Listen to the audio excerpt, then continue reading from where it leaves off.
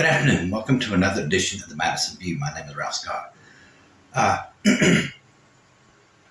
After I said yesterday, which is true, I submitted an email to Patrick McHenry to put me into running for the Speaker of the House. I noticed there is a lot of other people. Excuse me. There's a lot of people who are coming up with similar ideas and proposing different kinds of avenues to change the political climate. King Jeffries actually nominated a Democrat who the Republicans could support, because basically what it comes down to, and the way I understand it, is that 90% of the problems are being caused by about 20 people. So therefore, the Republicans have like 198 people is basically what it comes down to, instead of the full 212 or 218 that they need to vote someone in. And they are taking those 20 people, roughly 25 people, something like that, are taking their positions to the extreme as they possibly can. An example is Matt Gaetz, like they said, Getz, whatever his name is.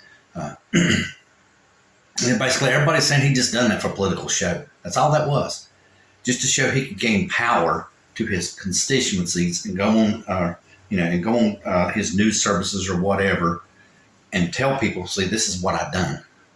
So what I'm going to do for you is this, this, and this. Which is, that's basically what a politician is supposed to do now. So you can't downplay the overall objective of what he's trying to accomplish. I can't see. Give me a second. But his glasses aren't good. But that's basically what a politician is supposed to do, and that is half of politics. You're supposed to cater, to your clientele, basically, which is what you do. But I'm fine with politics. Now, don't get me wrong. Politics is what it is. Politics is politics. But here's the thing. Earlier in our history, there was some pretty big political shows going on. Pretty absurd stuff going on and all that stuff. But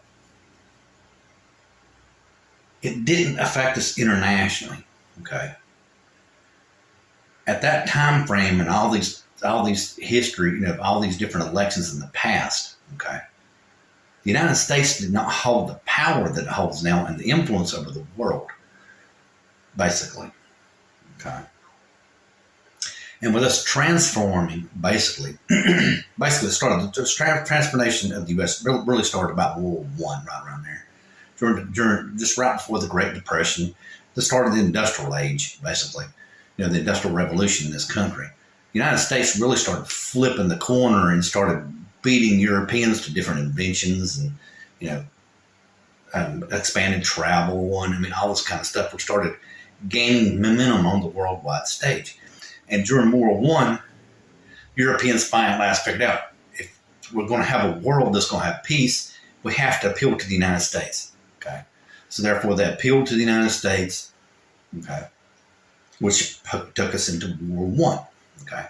And with us coming in very shortly thereafter, it tipped the scales against Germany, and the war was over. After millions of people have lost their lives, we came in, and what was it, a year and a half later, it was over.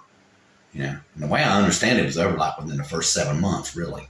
But they just didn't give up, kind of like Hitler. When basically Hitler was done, whenever they crossed the border of France, when they got about to Paris, right around there, somewhere outside the border, along the outer edges of the border of France, Hitler was done then. It was over with, but they still kept on fighting. So it's basically the same thing. And once the United States entered that phase, we are coupled to the world now, and nationally, is what everyone sees on the news. And just like Biden said, which is true, just like I told you, you can go anywhere over any news site, any media coverage or anything. If there's something negative, it leads. It's the old headline from the 70s. If it bleeds, it leads. That's the acronym of news. The Eagle song, Dirty Laundry. The blonde could tell you about the plane crash with a twinkle in her eye. But that's news. Okay. But, here's the thing. Now, like I said, basically, just look at Trump. He's grandstanding right now. Think about this for just a minute. Now, shooting people for looting. Okay. First of all, it's unrealistic. Okay. It's just unrealistic. You don't murder somebody for stealing. Because what that sounds like, if you listen to it, it sounds like an Islamic law, a religious law. What's the first thing that most religious moral laws do? They inflict some kind of pain or something. They'll chop your fingers off. They'll throw you in the water. See what I'm saying? It's when morals cross the boundary.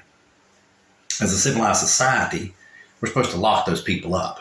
And it's very expensive to lock someone up for shopping and living. I'm just think about this for a second. The way I understand it, costs like $75,000 a year to lock someone up.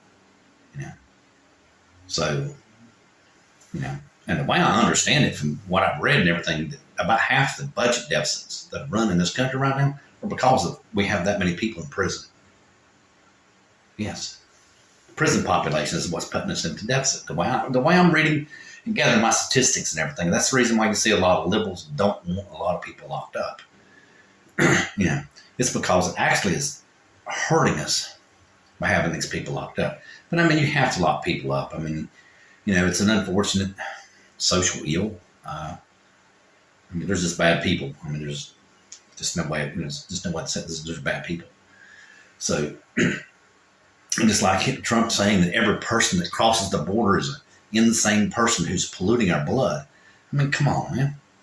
See, this is the kind of stuff that's being projected on the world stage about the United States, right? Well, what that does is it takes people who have reasonable amounts of intelligence, okay? And it turns them off big time. It really does. Just like inside the Republican Party, there's even people saying that, the whole entire House right now is a clown car show. It's just absolutely ridiculous. It's just whoever can shout the loudest, beat the horn the loudest, and walk around with the loudest wig on, basically. It's just a loud show. That's all it is. Because think about it. What substantially have they done since they've been in there? Besides, take 15 votes to let someone to House. And just about shut down the government. And when they finally last fixed it, they come back to do another resolution to keep the government open. What happened? The whole entire place fell apart. They passed the bill. They did it. They passed. But then the whole entire place fell apart. They passed 2 things that I know of. And the place is back to clown show central. And like I said, and like Biden said, the first thing they do is, and it's an embarrassment on this country because we are the center of the world, basically. We really are. For media coverage and for attention, everybody watches what happens in America because what happens here influences around the world. It really does. So, like I said, I can understand politics. Now, don't get me wrong. There's always going to be political things, but there's a certain time and place to where rhetoric becomes irrational. Okay. And that's exactly where it's at right now.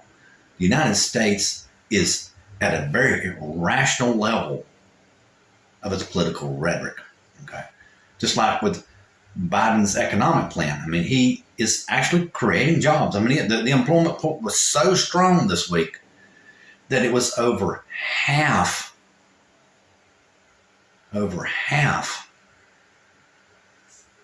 more than what they expected, or basically double what they expected. They were expecting 170,000 jobs. They got 336,000 jobs. The economy is growing by leaps and bounds.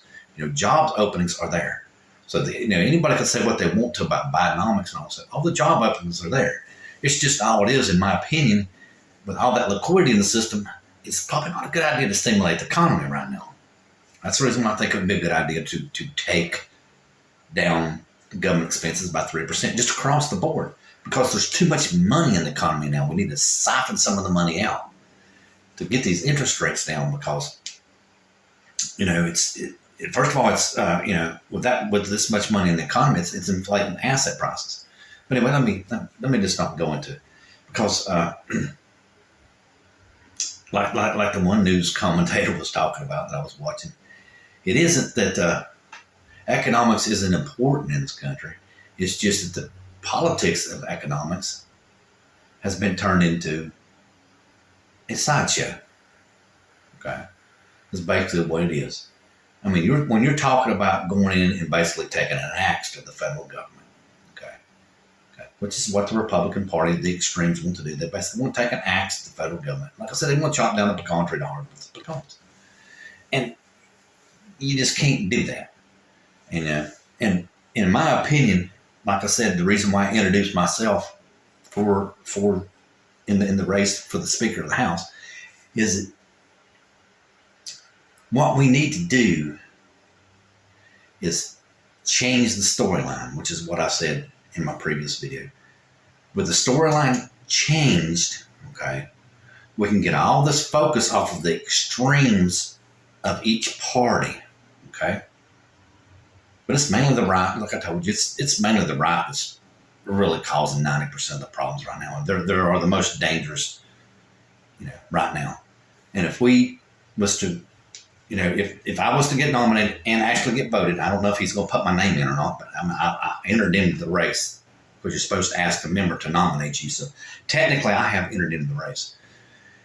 And like I said, what it would do is it would change the storyline of politics, because it would be a historical event for a founding father's lineage to come back into power in D.C., okay, to hold an office in D.C. And it should make everybody stop and think. And like I said, what it would cause would be a political reset, which is what this country needs right now. We need to reset politically. Good night.